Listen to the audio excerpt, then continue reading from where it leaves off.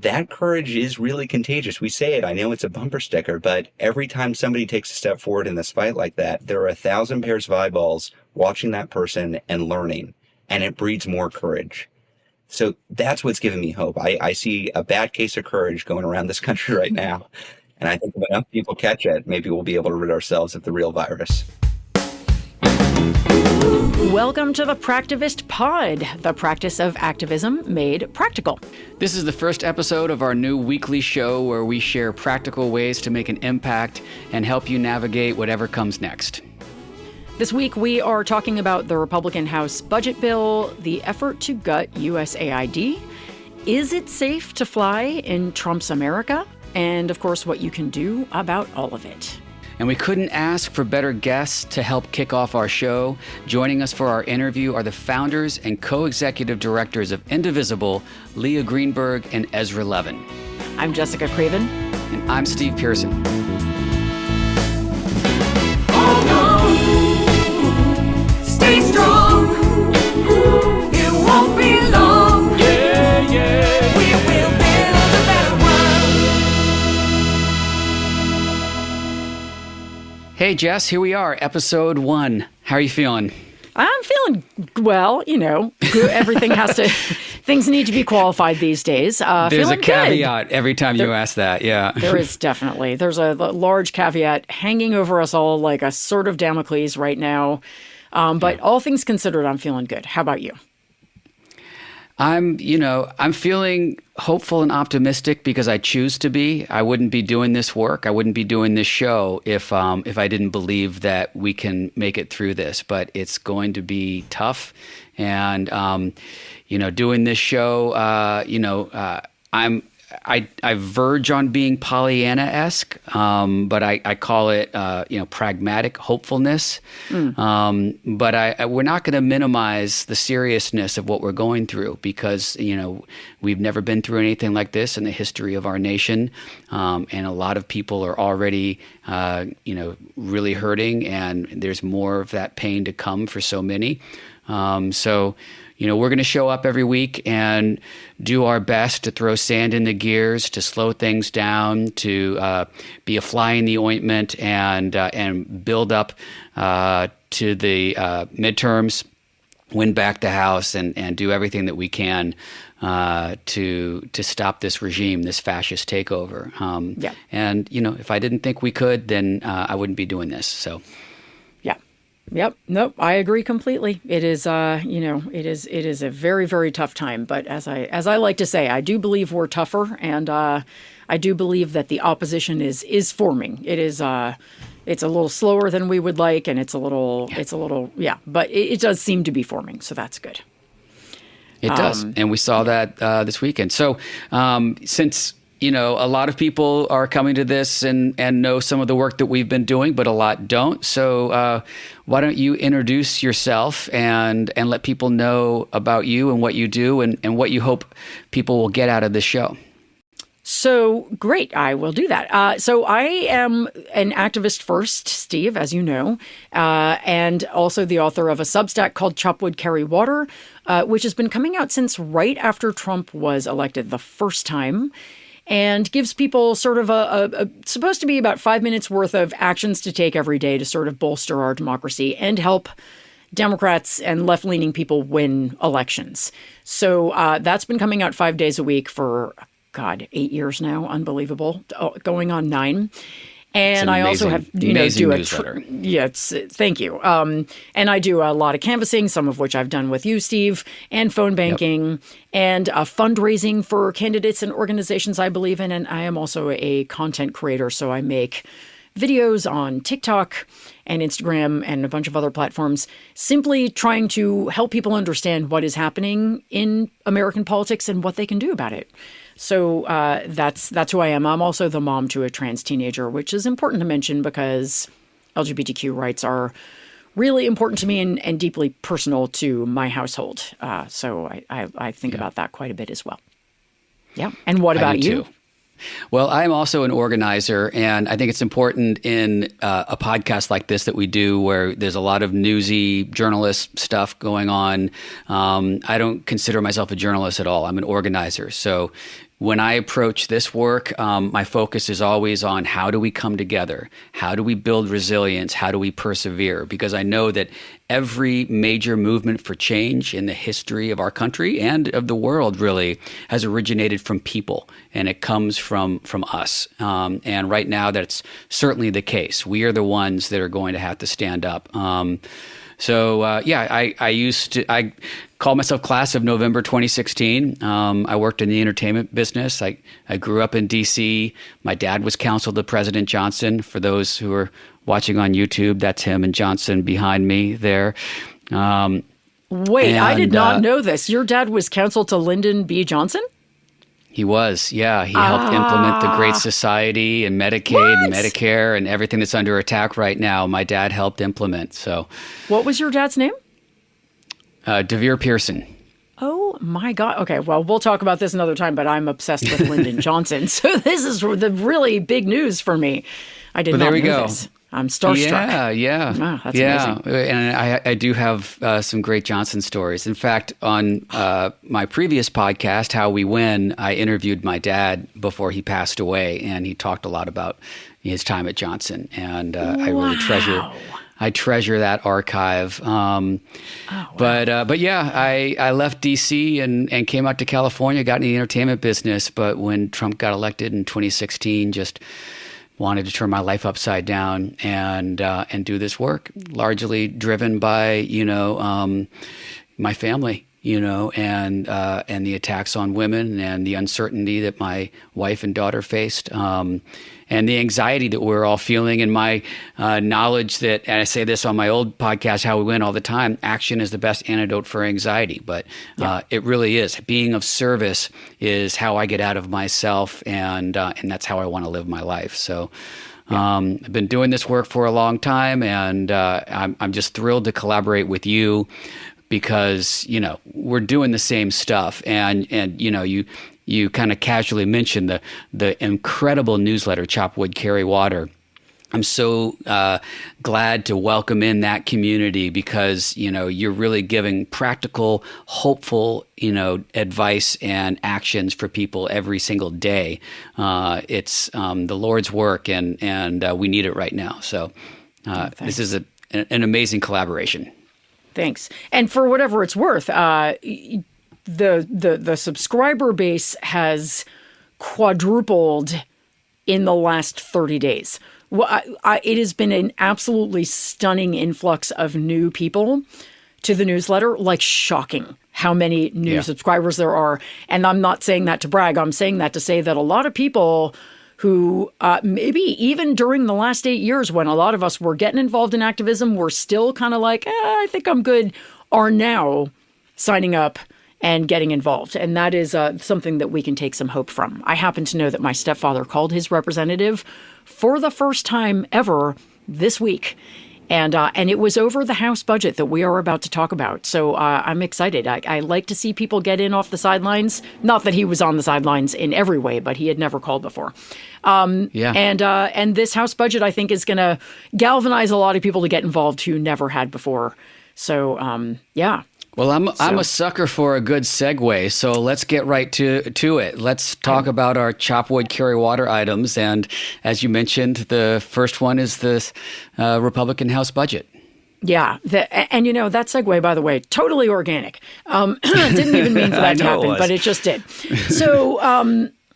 So this budget, actually, when I first read about it, I subscribed to a great newsletter from the Progressive Caucus Center. It's called Unrig the Rules, and they send out these kind of breakdowns of what's happening in Congress and what bills they're working on. We can put the subscription link in our show notes. It's a great newsletter. And when I got the newsletter describing this budget, I just thought, like, this, if it weren't so incredibly serious, it would be comical, that this is actually what they are trying to do. Not comical in the ha-ha, I guess comical in that it is so like Disney villain bad. It's really kind of amazing. So basically, twisting the mustache comical. Yeah, exactly. Just beyond.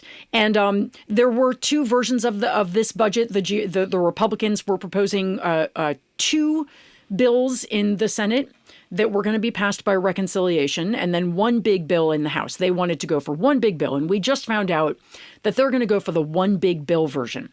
And because they're going to go through reconciliation, without getting into a whole explainer about that, reconciliation is a way to pass bills that have to do with the budget. And you can't be filibustered in reconciliation. So you can pass it with just a majority. So unfortunately, Republicans theoretically can pass this budget, right? If they don't lose a single vote, they have to keep everybody, and that is harder than it sounds. Right. But theoretically, this is the budget they want to pass, and I'll just give you the bare bones of it. They want $4.5 trillion in tax cuts for rich people, right? They basically want to extend Trump's 2017 tax cuts that were about to expire. And this will be $4.5 trillion in tax cuts, not just for rich people. We are talking for the super rich, right? They want to raise the debt limit $4 trillion, partially to pay for these tax cuts. And then they also want $2 trillion, $1.5 to $2 trillion in cuts. And those cuts will largely come out of Medicaid, out of nutritional assistance to the poorest people in the country, and out of education. Oh, and out of health insurance. They want to get rid of the ACA subsidies. And so we are looking at literally attacking the poorest people in the country, taking away their health care, taking away their food, and making it harder for people to get an education, especially people who are impoverished, so that people like Elon Musk, I mean, I don't want to use him as the only example because there's how many billionaires are there in this country? There's 80 something, I think. But so that these people and companies like Coke and Amazon and SpaceX can pay zero taxes, like none at all. That is why. So that's my rant and my explainer. I pass to you, Steve, because I have to take a breath, shake it off. Fortunately, like we don't just rant on this show. We actually have some actions for folks. And you mentioned, even though they can't filibuster it, Democrats can't filibuster it, there's still a razor-thin majority in the House. And this budget is wildly unpopular with Americans. Americans don't want their health care to be cut. They don't want their health care and health services to be taken away. I have yet to see a Republican with a spine right now to stand up to Trump. But what they do want is, self-preservation. They want their jobs. And so, you've got some call scripts, but it's really important, no matter where you are, that you call your representatives, especially if you have Republican representatives, especially if those Republican representatives happen to be in a swing district. This message is very clear. You have the script, but I'll summarize. I haven't looked at it, but I'm just going to guess and summarize it. If you vote for this budget bill, you will lose your fucking job. Yeah, something like that. Yeah, that's it. Yes, absolutely. And the thing about it is that cuts, especially to healthcare, poll really, really badly. If you look at polling across parties, Americans do not want healthcare cut. They think the federal government should be paying more and investing more in healthcare, not less. So the interesting thing about Americans, we're a very weird, sort of fickle people. If you ask Americans, like, do you think the federal government is spending too much money? They'll say, yeah, I do. I think so. But when you say to them, do you think Medicaid should be cut? But like 80% of them will say, absolutely not. Not one penny. Do you think the Affordable Care Act should be eradicated? Absolutely not. Like healthcare in particular, Americans really frown on cuts. And when you emphasize the fact that when you start cutting Medicaid, not only are you increasing deaths and sicknesses and medical debt, but also all of those rural hospitals, which we're barely hanging on to as it is, they depend on Medicaid. Yeah, they'll close. Yeah. And the next time... close. Right. And these people in red districts, the next time they go for health care, they may find that they have to drive an extra hour to get to a hospital because of these cuts. So Republican lawmakers know this is unpopular. They're hoping Americans aren't paying attention. And it is our job to say, oh, we are very much paying attention. And how dare you? That is the phrase I want everyone to get very used to using. How dare you rob from the poor to try to give to the rich? It's probably better than saying you're going to lose your fucking job. It'll be more effective I like when lose you your call fucking them, job. I am all for cursing at some of these people. That's the only language they understand. So do it. But I will, to your point, which is really good, is some of the stuff when we're really tuned into this and that we have rightful outrage about this coup, this dismantling of our government agencies and this, decimating of the workforce, honestly talking about that to a lot of the general public, who don't have trust in government, who feel like government's probably bloated, it's not very persuasive. But when we talk about the specific things that are affecting them, and this is why storytelling is so important. Yeah. Like, I have a close friend who is, worried about losing his cancer medication. He's living with leukemia. And these cuts could literally make it hard for him or end his ability to get the treatment that he needs to live. I mean, these are personal stories that, so many people relate to. Your grandparents, you talk about having to drive an extra hour. Well, if you've broken a bone, you can handle that. But if your grandparents have a medical emergency, that's the difference between life or death. So these personal stories are what's really going to move the needle, and we're seeing that happen. That this is where I have the hope. This is the pressure point that we have for these Republicans, especially with the House that is so razor thin. Yeah, right. Yeah, I mean, I have a sibling who is either on Medicaid right now or was until very recently, and could not have had health care without it. And one of my closest friends, single mom, just said to me a couple days ago, if they get rid of those ACA subsidies, I don't think I'm going to be able to afford health insurance anymore. I literally cannot afford it for me and my two sons without the subsidies. She was like, I don't know what we're going to do. I mean, it is really important that we understand and communicate these personal stories. And because you're right, the more general it is, the more people don't care. And the more specific it is, they start to care an awful lot. So that is a universal truth. So but it is real important for us to call. And this week, even while our lawmakers are on recess, because of course they should be taking a long, vacation right now after the last one a week ago. It's important for us to actually be at their offices and at their town halls and in their faces saying, really? You really want to cut health insurance for poor people and food for babies so that rich people can get a tax cut? Tell me more about that. How do you justify that? I think it's important for them to hear from us loudly. I agree. And we also want to talk about USAID. Which is, close to us. Melinda, my wife, her dad worked for the Kennedy administration. I talk about my dad working for Johnson. He was early USAID, and Melinda was actually born in Cyprus. They were overseas helping build dams in different countries, in Cyprus and Bangladesh. And so this is part of Melinda's family's legacy, and it is, terrible in so many ways. But why don't you explain what's happening at USAID and how we can push back there? Yeah, for I just have to say, did you hear that they just had to shut down the John F. Kennedy library? It's shut down because of Trump's cuts. They couldn't afford to stay open anymore. Yeah, I heard. I thought that was a willful act, it's all willful act. But he is doing everything to shut down the Kennedy legacy, except for one specific Kennedy who except for the bad strain in this one. Of Kennedy. The bad strain of Kennedy, exactly. We don't have enough time in this life to talk about him. But so the USAID, I did a little bit of a deep dive on this week because I got to admit, I knew about USAID. I had a vague sense of what they did, but I really didn't know all that much about them. And obviously when the cuts happened, we all sort of, paid a little bit more attention. And then I got an email from someone who works for USAID and has a lot of friends who work for USAID. And they were like, I'm asking you to please help get the word out.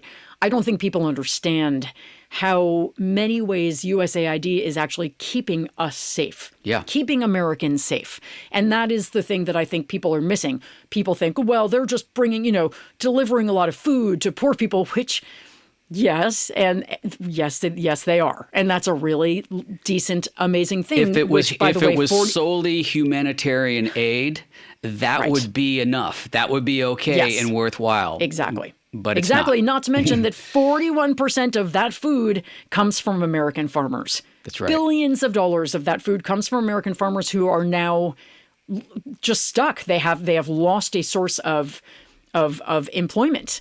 But the other things that USAID does, terrorism, they do anti-terrorism work. Their work directly reduces international terrorism here and abroad because they are working in parts of the world where young populations that don't see a stable or hopeful future for themselves are highly susceptible to recruitment by terrorist groups. Yeah. And they go in there and they give them another option. They give them stability and a way to make a living that is not that. The same is true for international migration. We have all these Trump supporters who just don't want more migrants in the country. Well, guess what?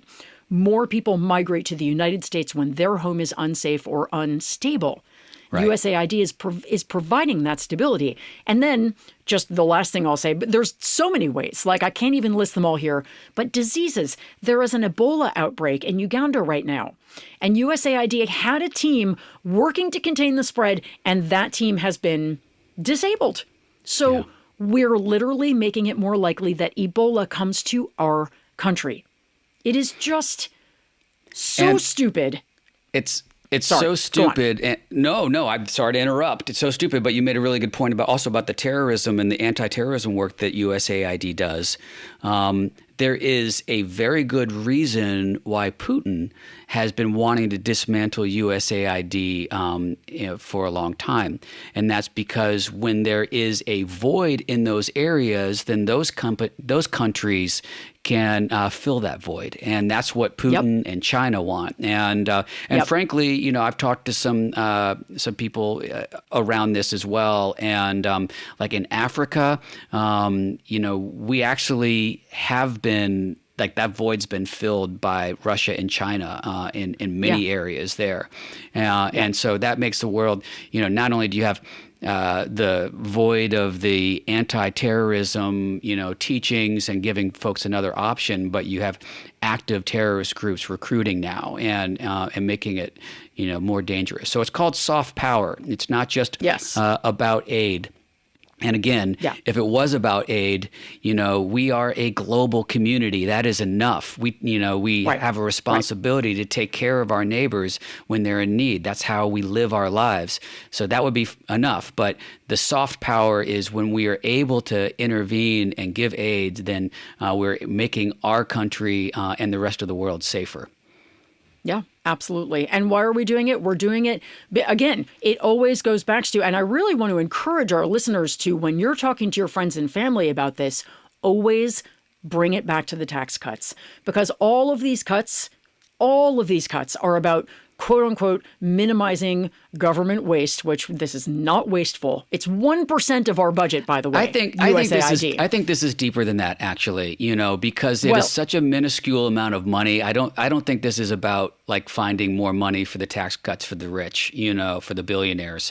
I do think this is part of a global geopolitical restructuring that Russia has been pushing for a long time as well. So 100%. But I think it is their cover for it, right? You are absolutely correct. That's not the real reason. But what they'll say is, well, we've got to cut this money, and then they're going to turn around and give the tax cuts. So we can call them on the absurdity of that argument and at least make them admit that the truth is not that at all. The truth is, right, this is a geopolitical move to help Vladimir Putin.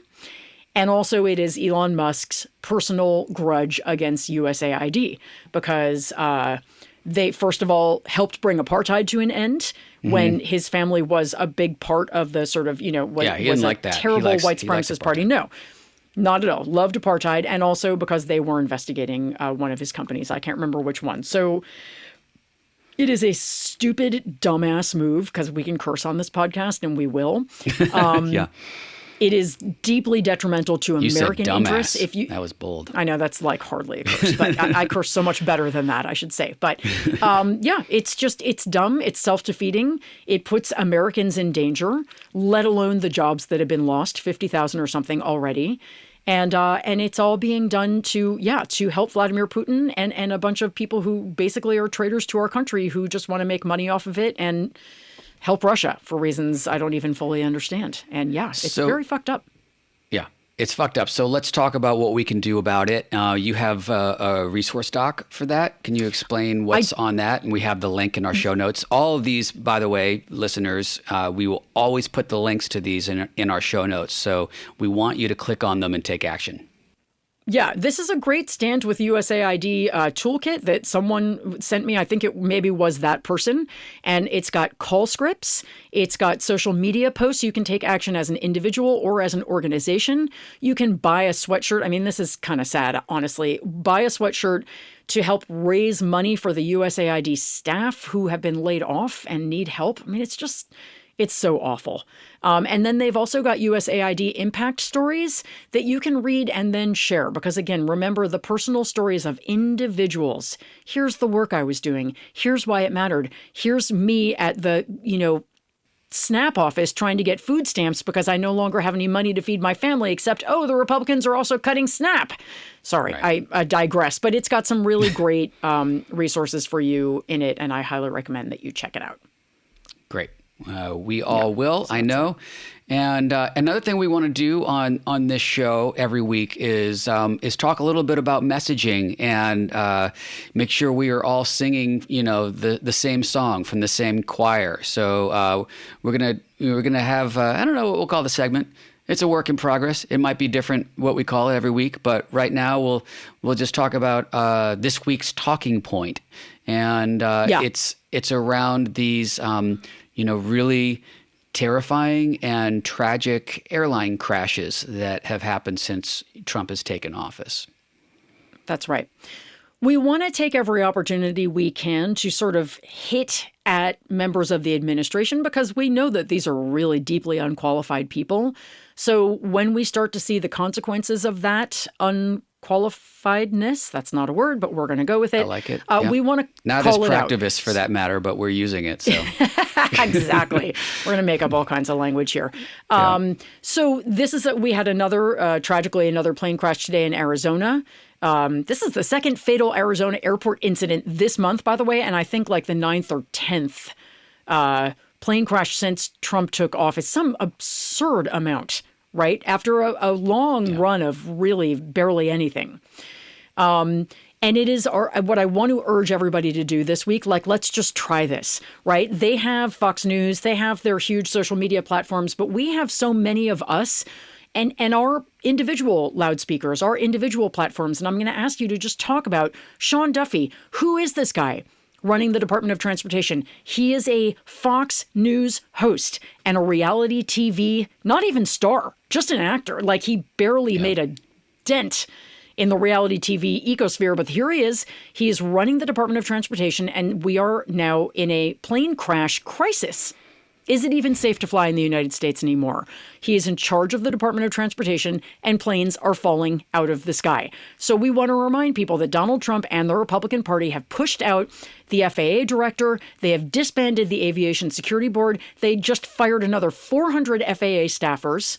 Meanwhile, Sean Duffy has not been troubleshooting. He went on a joyride on Air Force One to watch the Daytona 500, I think. I don't know. He's not doing his job. And we want to hang this around Republicans' necks because they are responsible. And they are so quick to blame things on Democrats when Democrats are in power. Well, guess what? Right now, Republicans are in all the power. This is on him. This is on Duffy. It is on Trump. And so I am going to encourage you this week to talk about that. Right? Yep. Steve? Yep. So that's the lowest lift that anyone can do is to talk about that on social media, to push that out. Our Linktrees are on everything, so you can retweet our tweets and comment on them, or not tweeting. Actually, I'm not on Twitter. I'm Blue Sky, so they're Skeets now, right? Skeeting. There, yeah, Skeets. Skeeting. Yep. So we'll be we'll be skeeting about it, and that's the easiest thing that you all can do. But it really is important because the mainstream media is compromised at best, overwhelmed. And it's up to us to really get this messaging out, and that's why, alternative media and the stuff that we push out on social media is so important and really impactful. So that's your social media messaging. We'll come up with a better name for it, but for the week. Your loudspeaker moment or whatever. But just remember that like that. Republicans have a really amazing skill. They make things true just by repeating them a bunch of times, even if they're not true. They have learned that if you say something enough, it becomes true to a lot of people. And it changes the conversation. So our job is to just keep saying, planes are falling out of the sky because of Trump. These are Trump plane crashes. This is, this is a result of Trump decisions and Trump administration decisions, and just keep saying it over and over and over again. Absolutely. And who is Sean Duffy? Why is he making planes crash? Sorry, go on. That's it. That's the last thing I'll say. No, that's good. I was going to say we can crowdsource the name of that segment too. So hello@practivistpod.com if you have a good name. All right. One name that we already have that is a holdover from our How We Win podcast, and we're not letting go of this segment because it's so important, and that's Reasons for Hope. So, Jess, what is your reason for hope this week? Okay, I have a really good one. So I am very worked up about consumer power because I think it is something that is a huge tool we have at our disposal. We make up a huge part of the sort of purchasing power in this country, people on the left. And I'm very encouraged to see that not only are we using that, but it's making a difference. And the article I saw this week, which we will put in the show notes, is about how Tesla stocks are plummeting in the United States, but also in Europe. And that Elon Musk is actually very vulnerable to a Tesla boycott. That his stake in Tesla comprises the lion's share of his wealth.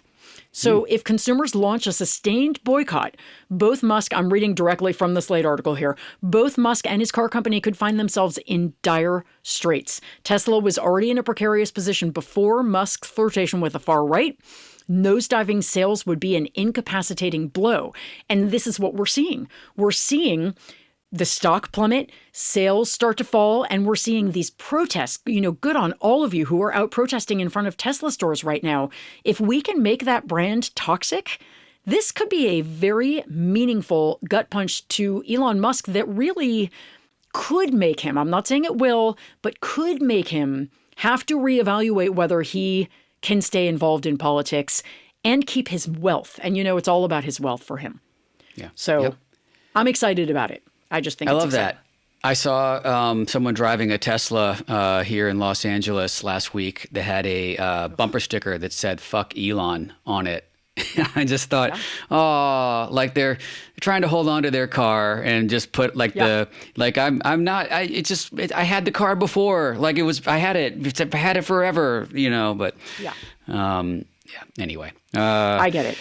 I couldn't drive one, but I do understand. My neighbors have them, and they're like, we're just going to keep them, but we hate them, and I get it. I get it. Yeah. But all right. So my reason for hope, we've sort of talked about it. You kind of stole it at the beginning of our show. Was sorry. Oh, that's okay. It's it's hopeful to see people really stepping up now in this moment, and as this was all going down, we were like, why are we not in the streets? And when we see like Germans out in the streets protesting, Trump being elected, and we're not out there, it's shameful. But over just on Monday, we had great protests all over the country, and you talk about people engaging and calling representatives and going to these town halls and blowing up the phone lines, and you and I were doing this back in 2016, 2017 when we saw the largest influx of volunteers really in our history. I mean, it was what built the blue wave in 2018 was massive. And now we're seeing way more than that. We're seeing more people jumping in right now because they know what's happening. Plus, we really already have the infrastructure built to take these volunteers and do things. And we talk about that in our interview with Ezra and Leah. Back in 2017, groups like Indivisible and Swing Left and Sister District and these grassroots groups were building the plane while we were flying it and trying to figure it out. And now those organizations are, tested, they're strong, and so that all gives me a lot of hope. So I think we're setting ourselves up the right way. So. I agree. And I think we're going to see a lot more. Yeah. We're going to see more.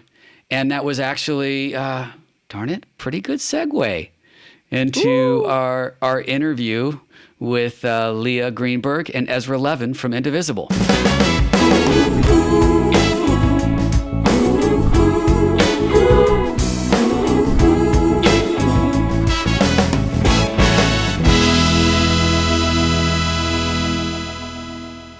Leah Greenberg and Ezra Levin are former congressional staffers and are currently the husband and wife power duo, founders and co-executive directors of Indivisible. Among their many accolades and contributions, they've been featured as one of Time 100's most influential people of 2019.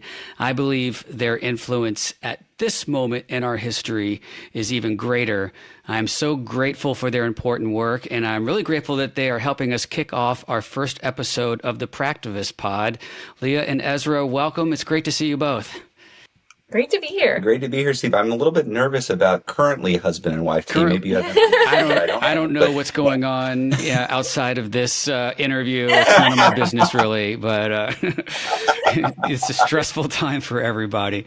And I want to ask you about that. I want to say, first of all, Jess Craven was super bummed not to be able to be here.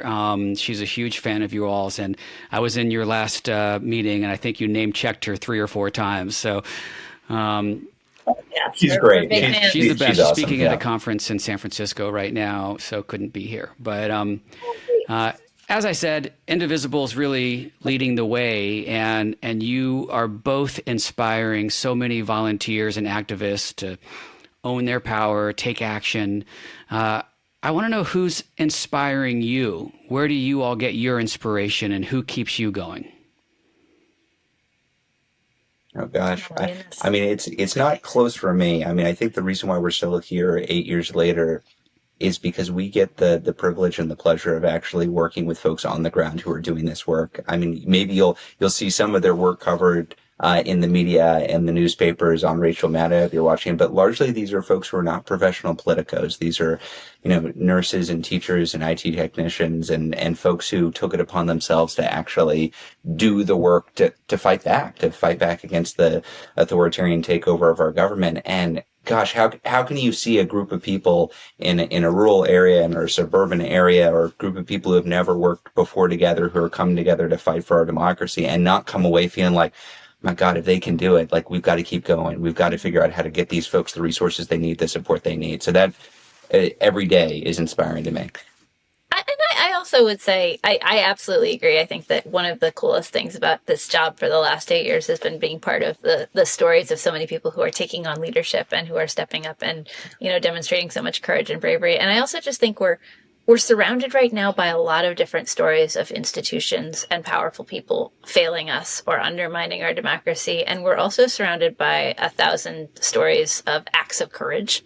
If you know where to look, right? If you think about the civil servants who have refused to obey illegal orders, if you think about the Department of Justice staff who have resigned rather than follow, orders that they think they understand to be illegal.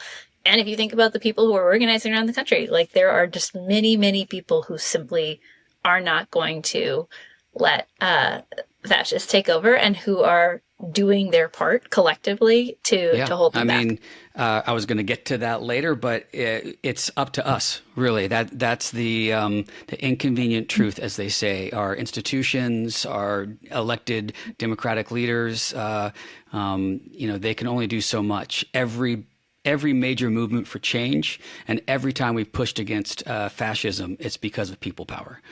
And you are leading that. But before we get into the work you're doing, I want to know, how you're doing. I mean, you have a 2 and a 4-year-old at home. How are you balancing the urgency of this moment with your own personal life priorities? Do you have any downtime with your family? How are you spending it? It's a great question. Well, in 2017, when this all got started, we had absolutely no personal lives for years. I think I took a day off for the first time in mid 2018.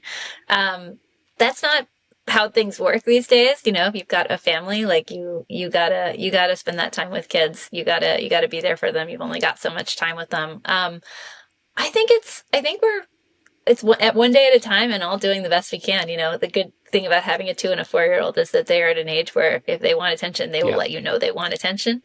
And this is reminding me that we did not lock our bedroom door, and so Zeke, so they may show up. Daycare very well may burst through this at any point.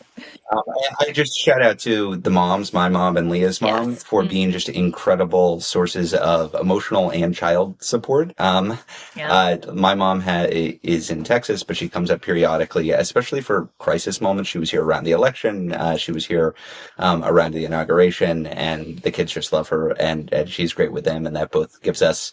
Well, you asked about breaks. That gives us more time to work. When is there not a crisis moment right now? You're right. Yeah, no, I mean, we're very lucky. We got a ton of family support, but we also are part of a great team now, right? Yeah, that's right. When Trump was first elected in 2017, we were building up Indivisible, out of popsicle sticks at the same time, and trying to create an organization and, make partnerships and work with a broader ecosystem and work with thousands and thousands of Indivisible groups all at the same time with no existing, infrastructure, or that was a lot. Now we have an incredible team, so it's not just us, staying up late at night trying to write every email. That's right. An example of that is, one of the realities of the Trump era is that they're always breaking some big news on a Friday night and trying to move forward over the weekend.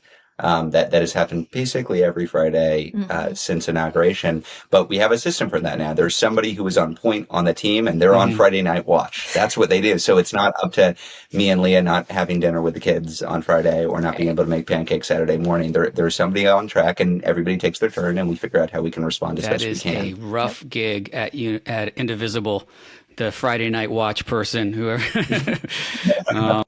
But yeah, lots of crisis moments, and it's important. I've got into this work through Indivisible back in the very beginning, and that's how I found Swing Left, and then went on to work with Swing Left. But I think faith thing we've learned over these years that it's about building resilience. I mean, you talk about crisis moments, but we can't live and die by every fight. We have to keep chipping away at this and make room for ourselves in this too. So that's why I asked that, because it's a big focus for me, for all of our volunteers, to build that resilience. And I think in the last meeting I saw with you all, there was a Telecaster on the wall. I can't see it right now, but is it still next to you there? Oh yeah. Yeah, actually you can just see it up there. And yeah, we have that Telecaster. I wish I was playing it more than I am right now. But that, music has become a little bit of my way of checking out. That, I will put on, I maybe watch cable news, but also bring the guitar out and just noodle around. Or if I'm really lucky, I'll have some time just to put on some sort of backing track and mess around. That is a good way to check out for me. Clearly, I recommend that myself. Yeah. All right. Well, let's get into the meat of this. Obviously, you've said Democrats need to be the opposition party, which they do. How can we support that? With Democrats in the minority and the Trump-Musk regime rolling through the government with zero regard for the Constitution, what power do Democrats have to fight back? I know we're pushing electeds to withhold funding. Can we pressure the courts to uphold the Constitution? There was a recent Intercept article, I don't know if you saw it, suggesting that our lawmakers push legislative strategies to go to block or attack Musk's wealth. What's the plan? How do we all fit into it? I think I would say all of the above right now is the short version. I think we want to do the kind of popular organizing that creates the conditions in which courts feel that they have to continue to act to uphold the rule of law. I think we want to impress on Democrats the need to take every single opportunity and work every single procedural lever to try to push back, to try to block, to try to delay, and to try to use the leverage that they have, whatever opportunities they have. I think we certainly want to look at what specific levers do we have to pull in relation to Elon Musk, whether that is protesting outside of your local Tesla dealership or whether that is potential congressional action. I think right now we're not going to be able to say, here is literally everything that you need to do. We do have some guides to various pieces of that, right? Here's the procedural maneuvers. Here's the different stuff that we could be looking at. But the biggest thing, I think, is just getting people into the mindset of this is a crisis. This is a hostile takeover of the federal government by a cabal of neo-reactionary billionaires who are trying to gut the services that you and I depend on so that they can give themselves another round of contracts and tax breaks and, rule unquestioned. What can I do about that? How do I actually wake up every day asking, what can I do? What can I do more? Can I underline this point of what can I do? It's got to be connected with impact, because what we know from international struggles against creeping authoritarianism around the globe is that there's really only one tool we have. Those of us who are in favor of democracy, and that is energetic, broad-based opposition. That is the tool. The people organized are the tool that we have, and for those of us who are talking about this and thinking about this every day, we're already there, right? We know that we've got to organize that. But our movement cannot depend only on those of us who are talking about it and thinking it every day. Successful movements against authoritarianism depend on folks who do not wake up thinking about this every day. But we need them to be part of this, and they're not going to be part of this just to quote unquote do something. That is not why they're going to get engaged. They're going to get engaged because they believe in doing something they can have some kind of impact on the world. So for those of us organizing, it's very important that we not just align with people on the goal. We don't like Project 2025. We don't like Elon Musk's takeover of the government, but align on what you can actually do in your community to actually affect what's happening in the world. And that's where strategies and tactics and messaging and organizing comes into play. Ezra throwing a little shade to Michelle Obama, but that's cool. Ooh, something. No, I know you didn't mean that. I heard that 80% of the calls going into Congress were coming from women, at least the last administration, and we don't have all the data on the ones that are going in now. I know from my previous work at Swing Left and my knowledge of indivisible groups in general that the vast majority of the people doing this work are women. Frankly, as a guy, it's a shameful betrayal. But as you all are helping your members build their ranks, which are exploding right now, how can we bring in more men to this work? It's a great question. And I will start by saying I think that is true from every indicator that we have of our own social movement. It's also actually true of most social movements in American history, right? Like historically speaking, even the social movements that had largely male faces at the front were powered by women doing the work, right? And that's true for the movements that we like, and it's true for the movements we don't like. The Tea Party was led by a bunch of very engaged women when you looked at the actual kind of organizing and organizing at the local level. So I would say I think there is one piece of this, which is, how much of that is a break and a uniquely gendered reaction, and how much of that is actually just the consistent reality of who makes up social movements. Now, at the same time, I think we kind of collectively acknowledge that the composition of the who is doing the work and the voting blocks that we saw in 2024 are starting to get closer lined up, right? That we have, we're still working through the data about exactly which demographic group went where, but there's definitely kind of a broad conclusion as it relates to a growing gender gap with men showing up more for the other side. And that is a huge question. I think that we've got to look at that pretty seriously as we head into, what are the conversations and what are the issues that we're talking about that actually pull people back and make them feel really, really part of our coalition. I think that there's has to be more men modeling this work for other men. And like you said, I always look at volunteer engagement as bellwethers in, elections and campaigns. We look at Virginia to see, what kind of engagement we're getting that's going to lead into the midterms and all that. I think you could probably correlate the same thing with who is engaging, and what the electorate looks like. So, we need more dudes to model that and be out there. Do you have anything to add to that, Ezra? Yeah, no, I think that's as great. a dude. And I think As a dude who's engaged, here's the thing. Dudes' bread prices are also high. Dudes' education is also under attack. Dudes' freedoms are also under threat by this administration. I think the best way to engage people is engage them from a place of how is this impacting me personally? Mm-hmm. And the big opportunity in front of us right now, not just among Kamala Harris voters and not just among non-voters, but even among Trump voters, is there's going to be blowback from this overreach that we're seeing right now. People did not vote for Project 2025. It was polling at 4% ahead of the election. I've never seen anything pull at 4%, but it was 4% were supporting Project 2025 heading into the election. And so for a set of people of all stripes headed into 2025 who were hoping that they could roll the dice and maybe get lower egg and bread prices, they're suddenly being served fascism on a plate, and they're going to be really disappointed. And that's true of men and women, and it's true of young people, and it's true of immigrants, and it's true of indigenous folks. It's true of everybody is going to be negatively affected on this. And the challenge for us is how do we reach out to those folks and make them understand that we're in common cause with them right now, that they can organize together to push back against us, that we might not agree on everything. That we might not agree on a grand governing strategy come 2029, but we can agree that we don't want Project 2025 wreaking havoc across our communities. I also think we've got to move away from shame-based narratives about different demographic groups, right? I think that we have a popular tendency to kind of condense who went, which overarching demographic group went in which direction, and then be like, that demographic group, good or bad, right? And we actually need to talk to people like individuals about the interests that we have in common, and we need to convince them, not that they should be engaging from a place of, shame or or a place of kind of collective responsibility, but from a place of our interests are bound up together, right?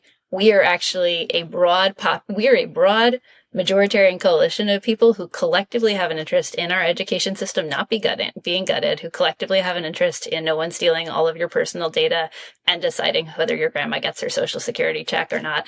These are, again, that's not a gender conversation. That is an everybody has the same interest. Let's all row together in the same direction conversation. I think that's such an important point. And it is tricky because on the one hand, street white guys like me have caused a lot of problems in this country, both recently and historically. And on the other hand, if you're building a broad-based, popular, people-powered social movement, if it's a drag to be part of your social movement, if you've got to self-flagellate and feel bad about yourself in order to join that movement, a lot of people just aren't going to join. They just will not come. And so you've got to figure out a way to engage with folks in a way that they can feel proud to be part of the fight, to be on the good side, to be a hero in this fight. Everybody wants to be a hero in their own fight. How can we welcome as many people as possible to be that hero? Well, you're right. And so I'm sorry, dudes, to the 10 guys who are listening to this podcast. I'm sorry for shaming you. No, I'm kidding. I will say, in 2017, when that Muslim ban came down and we were protesting in front of LAX, I went down there and happily married guy. But I thought, man, if I was single, this is the place where I'd want to be right now. Just putting that out there. That was a major feature of the 60s protest era. that it was a social. Yeah, it was a great dating scene. People showed up in part for the cause, and in part because it was a great way to meet other right people. For democracy, right? But no, I do think the point that building welcoming, fun communities where people want to participate for whatever reason. Maybe you want to find your pinochle partner and not your romantic partner, but for whatever reason you were there, you want to create those communities, y'all. The other side has the money, right? And the other side, churches. what and the what And the mega churches. and the mega church, right? Which are communities that people want to be part of. One thing that I think I was talking about this on the last call. I'm from the Deep South, and one thing those mega churches really get right is they reserve the parking spots at the front for people who had never been there before. They try to make it as easy and welcoming for newcomers to come in and feel part of the community. We got to do that for everyone. We got to do that for everything. Unless you are a billionaire techno neo reactionary, you're welcome in this movement because we're working for you. I love that. All right. Well, lots to discuss there. We'll figure that all out. On President's Day, thank goodness, there were huge protests at state capitals and other spots all over the country, organized by 5501. Indivisible and other grassroots groups have seen, as I mentioned earlier, a huge increase in members getting active. This is all giving me a lot of hope because, as I said earlier, this is what stops authoritarianism is when people rise up against it. What else is coming up that will show this regime and the world, frankly, that we won't allow kleptocrats to take over our country? I mean, we're in the midst of something all this week. I was very inspired by the 5051 protests, which are organic, grew on Reddit. It's just people heard about it and wanted to show up. There's no grand organizing plan beyond trying to give people a way to demonstrate that they do have a voice. So that was great to see. We know on Wednesday, there are going to be worker-led protests in dozens of cities all over the country, led by folks who run the services that the federal government provides. Also this week is congressional recess, which means individual members of the House of Representatives are back home right now, holding town halls or hiding from their constituents. And we are getting reports directly from members of Congress that they are being, in some cases happily, in some cases not so happily, overwhelmed by just the number of people now showing up in person to ask them questions. That is really healthy. As we move forward, though, there are going to be other big flashpoints where we're going to be able to demonstrate to our elected officials at the local level, at the state level, and at the federal level, hey, we know you have leverage and we want you to use that leverage. And what we know from the 2017-2018 period is that this is really not a switch that gets flipped. I think some people imagine what happened in 2016-2017 was Donald Trump got elected and suddenly the Democratic Party was the party of opposition and they were fighting against and that's how it went down. But in reality, Donald Trump got elected, and what we heard from a lot of Democratic leadership back in 2016 was, well, we lost. Let's cut deals with the other side. We're going to have to figure this out. That's just what happens. And what shifted them was consistent pressure in the form of the Women's March, in the form of Indivisible doing public town halls, in the form of the Science March, in the form of DACA recipients initiating really brave campaigns to push Democrats into formation. It was constant, repeated pressure that ultimately built not just the force that saved the Affordable Care Act in 2017, but allowed us to create a contrast with MAGA that built the largest midterm margins in the history of the Republic that, swing left was a big part in driving in 2018. So the opportunity right there is real. There's not going to be any one make or break it. This is where we show up, but it's going to be building and building and building. And it's up to all of us organizing and tell people, here's how you can make your voice heard now. And here's why it's important. Awesome. Yeah. You talk about 2018. What gives me so much hope right now is that I'm already seeing that was historic, what we did in 2018, and the kind of volunteer, new people stepping up to take action for the first time was historic. Yeah. It's way more now. We're seeing so much engagement now. Yeah. Plus, as you mentioned earlier, Leah, we have the infrastructure set up. We're not building the plane as we're flying it. We're ready to catch those folks and get them into action. So that gives me a tremendous amount of hope in a very difficult time to find hope sometimes. What is giving you all hope? I mean, I would agree. I think that we've been in many ways in one of the most fortunate spots in the ecosystem because basically since November, people who are looking to get active have been coming to us. And so there's no space to get disheartened or depressed about what's happening, because there's just been this constant stream of people who are starting indivisible groups, people who are looking for their indivisible groups. We keep like breaking new records. I think we broke the record for most new groups formed since 2017 in November, and then broke it again in December, and then in January, and already in February we've broken it, and I think doubled our January total. I don't know. It's a lot. There's a lot. It's a lot. So I would say it's for me, it's very much the same thing, which is that, I think we skipped the shock in 2024 that people felt in 2026 or 2016. People are not shocked by Trump being elected. And so some of the big, flashy, early stuff that happened in 2016, 2017 didn't move the same way. But that doesn't mean that a lot of people did not grieve and then move swiftly into figuring out what they could do locally that would be effective. So for us, it's been just a fire hose of energy and organizing coming at us basically since November. I 100% agree with that. The thing I would say about hope is you have hope not when everything is going great and you're fine with how things are and you think things are going to turn out well. The reason for hope is because things aren't good, because there are quite a few folks predicting that things are going to get worse. So that when you ask what gives you hope, where that hits me is we're in a really frightening situation right now. And I don't want to sugarcoat that. I don't want to tell everybody that it's going to be okay, because it's not. A lot of people have been harmed and a lot more folks are going to be harmed. And it's anybody's guess where this is ultimately going to end up. We just don't know. If you listen to folks like Timothy Snyder, historians like Heather Cox Richardson, what they say is, look, this is arguably the most dangerous time in our republic and certainly modern American history and perhaps ever. So where does hope come in? The place where I find hope is when I see courage out there. I mean, that's what gives me hope. And I see courage in communities across the country right now. Folks who do something as simple as calling their member of Congress because they've never done it before. And that's a scary thing to do if you've never done that before. It means showing up at a protest in a red state where you don't know if they're going to accept protesters in public. It means putting your name out there in an environment of creeping authoritarianism and taking a chance and saying, well, I've got to do this, because if I don't do this, who else will do that? And there are a million instances of that kind of courage that we've seen in across the country in the few short, or it feels like long, weeks of this second Trump term. And that courage is really contagious. We say it, I know it's a bumper sticker, but every time somebody takes a step forward in this fight like that, there are 1,000 pairs of eyeballs watching that person and learning, and it breeds more courage. So that's what's giving me hope. I see a bad case of courage going around this country right now.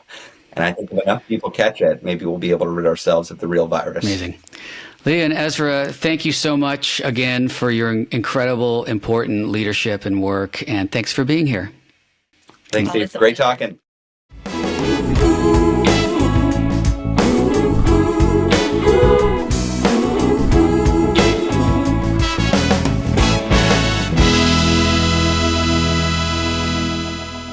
So we want to take this opportunity to celebrate the Practivists in our community and feature your stories. Right. So call in. We have a call-in number. Leave a message to 818-824-4286.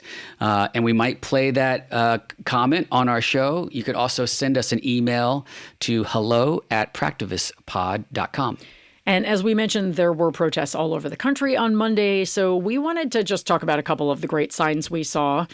Mainstream media did cover the marches, which is great, but they have basically moved on at this point. So it's important to keep amplifying our work. My favorite sign, my sister went to a march in Fresno. And I posted this on my Instagram. She had a picture of a guy holding a sign that just said, "Let's go back to 3 branches and 0 Nazis." And I thought, you know what? That summarizes it perfectly. 3 branches of government. Well, right now we have basically 1. And we've got several too many Nazis in the administration. I just thought that was a really good sign. I also saw a sign of Elon Musk as Nero. And I thought that was really incredible. I've actually compared this. I've called this period our Caligula period to my husband because I do like the Roman history. But Nero also works really well as just this crazy emperor figure who is abusing people horribly and is basically crazy. So those were my favorite signs. What about yours, Steve? Yeah. Well, I want to go back, first of all, to the let's go back to 3 branches and 0 Nazis sign. So if you're watching on YouTube, you can actually see this gentleman's sign. I will describe it to our audio listeners.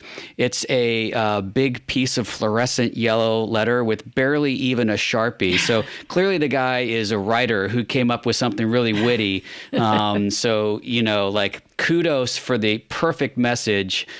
Style points are a little lacking, but I like it.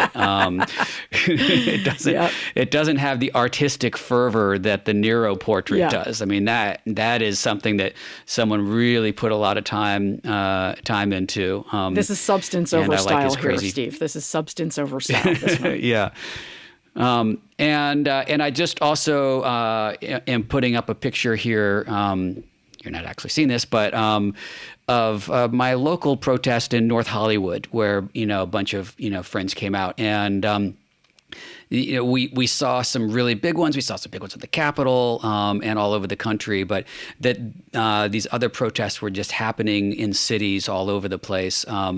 Really made my heart blossom like the Grinch, because when we have community with each other, that's really how we're going to get through this. We have the wide actions that we do that are going to get more of the press attention, but then just being in our local community together during these times, that's where we're going to build resilience. And so I was excited to see that happen too. Yeah. It's great. Keep sending in your stories. Keep sending in your signs. Keep sending in, just stories of things you're doing just to stir things up and fight back. We want to amplify it.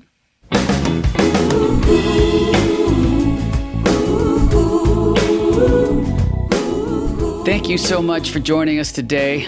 Don't forget that all of the links to our actions are in the show notes. So don't just listen. Click on those links and take action. Share your show with our friends and family members and make sure they are taking action to help us win. If you're able to support our show on Patreon or Substack, we would be very grateful for your help, and you will get an ad-free version of our show as well. That link is in our show notes. And please rate and review our show on Apple or wherever you are listening. This really helps us reach more people. We will be back next week with more Practivist Pod. And until then, don't forget, hope is in action. Bye-bye. It won't be long.